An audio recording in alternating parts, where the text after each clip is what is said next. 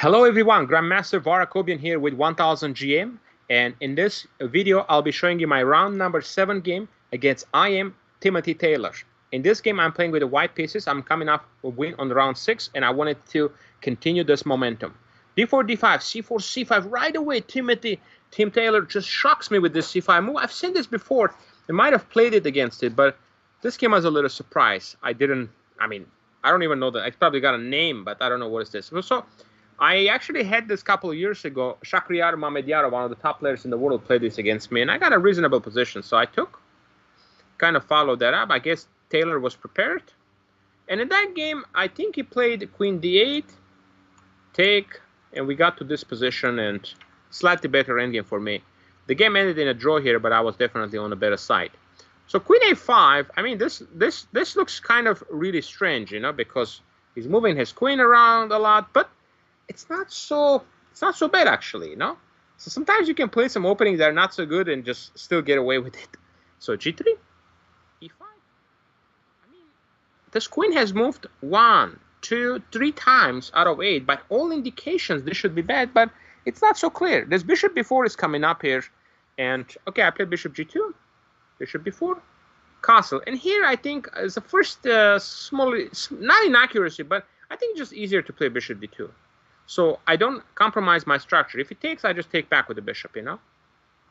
And I get a position like this where a3, you know, the queen is actually doing something here on this diagonal, on this file, and also I have some diagonal ideas. So it's a queen c1 is a more like computer move, but it gives white a little bit of an advantage. But I didn't want to delay my development, so I castle. Now bishop c3. Now I get the compromised pawn structure, but I get the pair of the bishops. And you guys know I like pair of bishops, so I wasn't too worried about this. I thought I would get something. So I go bishop g5, knight bd7, and now I play c4. In a lot of these lines, the c pawn is on my way, and I want to sort of play c5, c4, c5 quickly to get rid of it. I've seen this idea before in some other positions, so I thought it might be interesting here. Of course, I can just play rook c1. He plays the main idea for block here is to play rook b8, c4, b6. And try to get a bishop on e7. I think once he puts the bishop on e7, I have to play c5. Maybe I have something very small, very, very tiny, but not too much. So, c4 is interesting. He took rook c1, and got to get my rook in, of course. Of course, I was really wanting to play the move queen d6 here, but he takes another pawn, and it's I don't see exactly what I can do. So I wasn't too thrilled about this. So I play rook c1, queen g4, bishop e3, and now he plays queen h5. I kind of like what he did here because the queen on h5 is well placed, and now he wants to go like knight b6, bishop, you know, at some point knight b6, bishop h3, trade some pieces, and I mean he's up a pawn. And on top of that, he's threatening the move knight g4. Knight g4, putting pressure on e3 and also putting pressure on h2. So I wasn't happy to see this because now I have to react. I played the move h4, which is not ideal. Normally you want to play h3, but the problem with h3 is he goes here. And now if I play the move g4, you know, he might even just take and get this guy in here. Now he's threatening queen h2 mate. And I have to go here, and this just doesn't look good for me. You know, queen h2, he can take on e3. I mean, he already has several pawns, and my pawn structure is really bad here. So I don't like this position. Maybe even this. Maybe I'm just losing here. I don't know. This is just really bad. So I wasn't going to allow this ever. So that's why I played. If I play h3, then I have to go for this line, which wasn't on top of my list. Bishop c5, rook e8, and e4 to trade queens. And I get a position like this where I definitely have some compensation, but I think it's only good enough just for equality here. Okay, he goes bishop e6. Yeah, I have some compensation thanks to the bishop, but now I kind of ruined my strong bishop here. It's blocked up. So that's why I played h4, keep more dynamics. Now he plays e4. Really good move, shutting down the bishop. And now he wants to play like b6, bishop a6. I mean, if you play a couple of more moves, he's going to be comfortable. I play queen d2 because I got to get my development. b6. Really well played. I mean, he's played so strong this part. And here I was already getting slightly frustrated because I realized I don't have any advantage. And I'm in a situation, basically, I really need to win this game. So I say, okay, I'll get them. Now my knight is restricted, can't go anywhere, so I got to get him in. So I go here, bishop a6, rook c2, h6.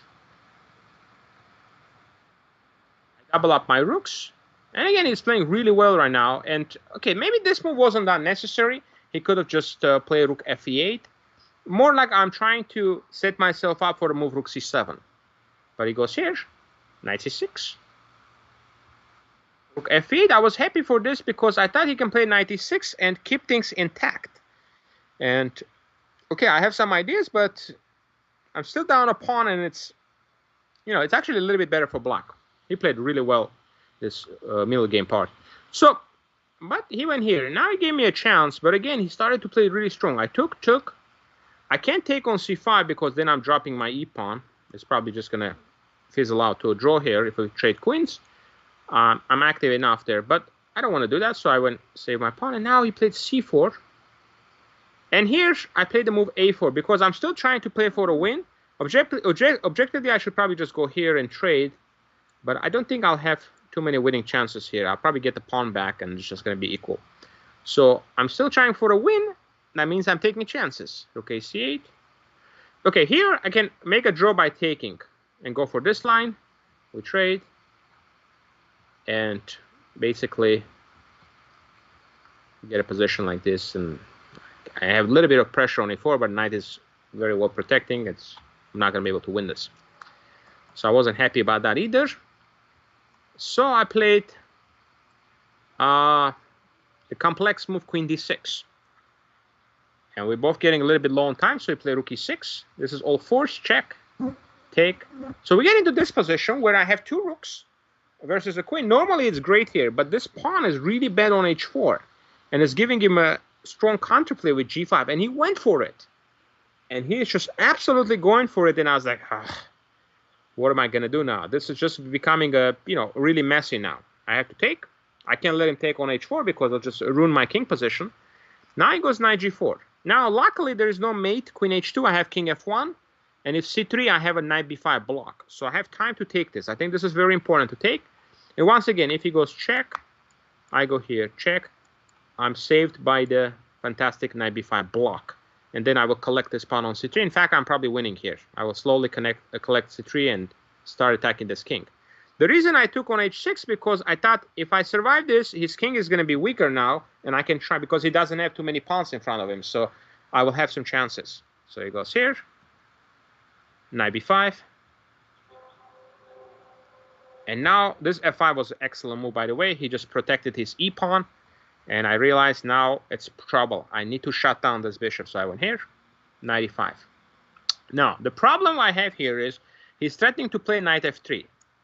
And for a long time, I was trying to work these lines out with rook d2. But he plays knight f3, take, take. Like this, he goes here. And now I have a lot of checks, but at the end of the sequence, he hides his king here, and he gives me a checkmate. And this would have been really painful, to get mated like this. I have a line here that I can probably force a draw. It's a check. Here, a check. And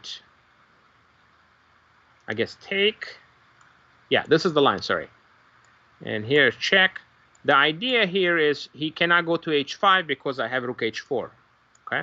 But he goes here, and then I go check. He goes here, look at this. Look at this king. I can't mate this king. This is unbelievable. Check. And yeah, he actually escapes here. So I think in one of the lines it just leads it leads to a perpetual, basically. Yeah. So anyway, I was not interested in any of this. I don't need a position where I have to give a perpetual. So I'm still playing for a win. So I took on c4. At least now I eliminate all the threats, and it takes this position. There is no risk for me to lose because even though he's got a queen, I have enough material, pawn and a rook and a bishop. So he's the only one who needs to equalize. And here he started to make inaccurate move. He played queen f6, a really bad move. if he had played queen f8, I go rook d5, he takes 6, queen f7, and the idea is you have to make sure you attack me before I go bishop h3 and take this pawn. You have to make sure you do that. Otherwise, I will just simply pick up the f5, and then I will go rook e5, bishop g2. I will pick up the other pawn and win the game. So, but he keeps attacking me, and I cannot. If I go here, he attacks me this way. So, it would have. If I go here, he can probably just go something like this. So, forcing me go back because I don't want to lose the b pawn. So, he probably could have made a draw if he had played correctly this way. I probably would have tried to play still for a win, but I don't know if I'll be successful. I probably go rook c6, bishop f1, bishop c4, try. But instead he played here, and that's a really bad move. He actually,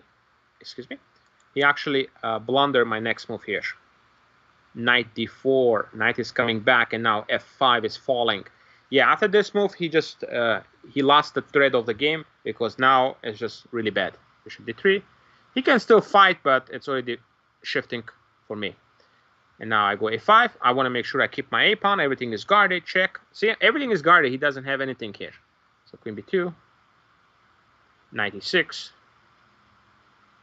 and now I'm going for a check. Bishop here, and he needs to put a queen on. He needs to put a queen on b2 here to control the dark squares. But he still was playing fast, even though we made a time control.